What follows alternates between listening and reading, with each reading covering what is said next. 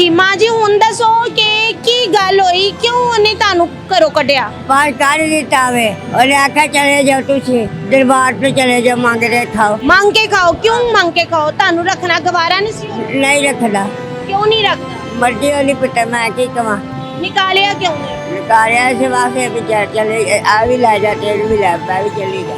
खावन किधर है माँ जी? गामन मेरा बहुत हो गया ओदी बीवी वगैरह है सी? वो भी ना होया वर्गे उन्हें भी धक्के मार के कटे टिंगा ने भी धक्के मार के कर पुत्रा ने भी कर दिया। की खा लेंदे हो की ले लेंदे हो तो कमांदे की हो मतलब कि भीख मंगदे हो?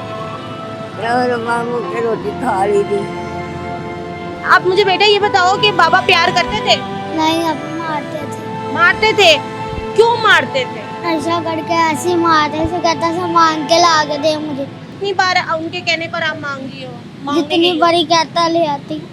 अस्सलाम वालेकुम, आप देख रहे हैं CNN न्यूज़। मैं हूँ आपकी अपनी होस्ट आयशा। मैं इस टाइम मौजूद हूँ यहाँ पर दरबार पर। मुझे यहाँ पर एक माँ जी मिली हैं और साथ एक बच्ची है और हम बच्ची की उम्र भी जानते हैं। माँ जी को उनके बेटे ने निकाला है और ये इनकी पोती हैं और बुढ़ापे में बेटे का सहारा होता है माँ को, लेकिन बेटे ने अपनी माँ की परवाह नहीं की। उसको यहाँ पर फुटपाथ पर जैसे ये मुझे रोती मिली है, मैंने इनकी पोती भी है, उसने अपनी बाप ने अपनी बेटी को भी निकाल दिया। क्यों निकाला है, वजह क्या है, क्या वजह बनी, क्या नशा करता है? नशा तो वो करता है क्योंकि इनकी बेटी बता रही हैं कि वो नशा भी करता है। बाकी की स्टोरी माँ जी से जानते हैं। जी अस्सलाम वालेकुम माँ जी। जी माँ जी हुण दसो कि की गल होई क्यों उन्हें तानू घरों कढ़िया? बाहर काढ़ दिता वे और आखा चले जाओ तुसी दरबार पे चले जाओ मांग रहे खाओ। मांग के खाओ क्यों मांग के खाओ? तानू रखना गवारा नहीं सी? नहीं रखना क्यों नहीं रखता? मर्जी वाली पता मैं की कमा निकालिया क्यों नहीं? निकालिया से वास्ते बेचार चले आ भी ला जा तेल भी ला मैं भी चली जा। अच्छा अभी तो मैं उन्हें निकालिया है कि तुसी घरों बाहर निकल जाओ।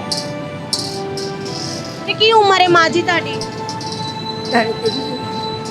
कोई होएगी 60-70। आ बात है क्यों नहीं, क्यों तानू घरों बाहर कढ़िया कि ताड़ा खा नहीं सी सकदा? कुछ नहीं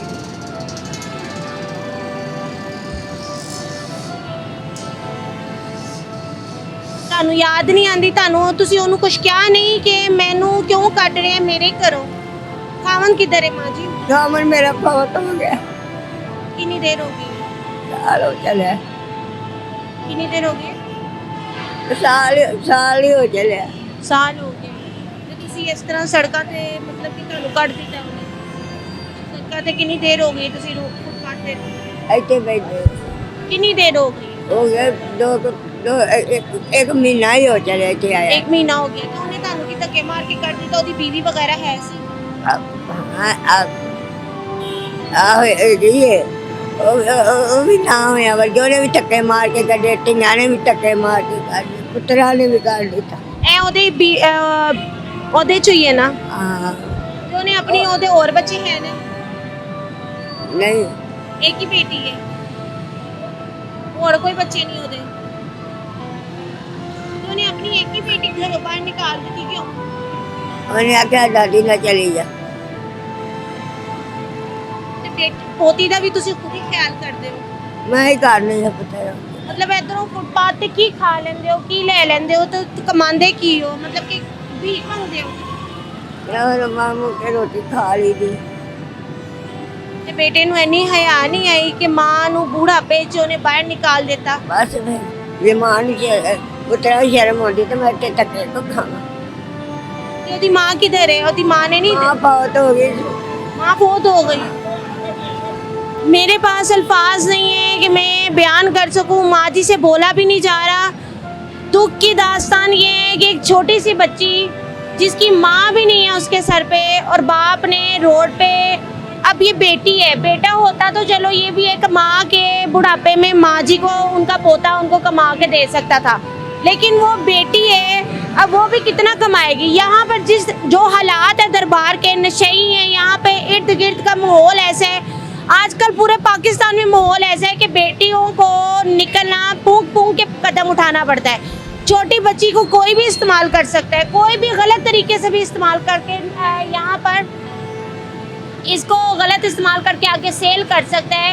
इसके साथ गलत तरीके से कुछ भी हो सकता है, खुदा ना हादसा। आप मुझे बेटा ये बताओ कि बाबा प्यार करते थे? नहीं, अभी मारते थे। मारते थे? क्यों मारते थे? नशा करके ऐसे ही मारते थे, कहता था मांग के ला के दे मुझे। मांग के ला के दो मुझे, ये आपको कहते थे? तो आप मांग कर ला कर देती थी? कितनी बार उनके कहने पर आप मांग रही हो? मांगने जितनी गई? बड़ी कहता ले आती, हाँ, जितनी बड़ी कहता मैं दे देती, पैसे ले आती। तो माँ जी क्या उम्र क्या है बेटा आपकी? 11 साल। तो जब मामा फोत हुई थी तब आप कितने साल की थी? मैं तब छोटी थी। क्यों निकाला, क्यों घर से निकालने की वजह क्या है?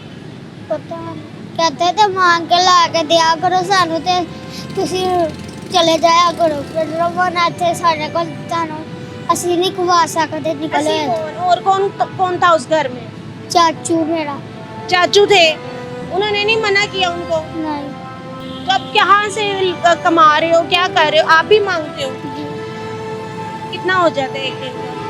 3-4 मामा की याद आती है? इस हालात में मामा याद आती है? जी, कितना याद आती है? ज्यादा। और दिल करता है कि मामा की कब्र पर गए हो और पापा की याद आती है? नहीं आती। कैसा जालिम इंसान है कि बेटी को सिर्फ माँ की याद आती है, जिसकी जिंदगी खत्म होने की देर है और बाप ने जुल्म करना शुरू कर दिए। चचे ताए कौन बोलता है, कौन बीच में आता है? बस मेरे पास और अल्फाज नहीं है, यहीं पर हम इजाज़त लेंगे। मुझे दीजिए इजाज़त, मिलते हैं अगली वीडियो में। खुदा हाफिज़।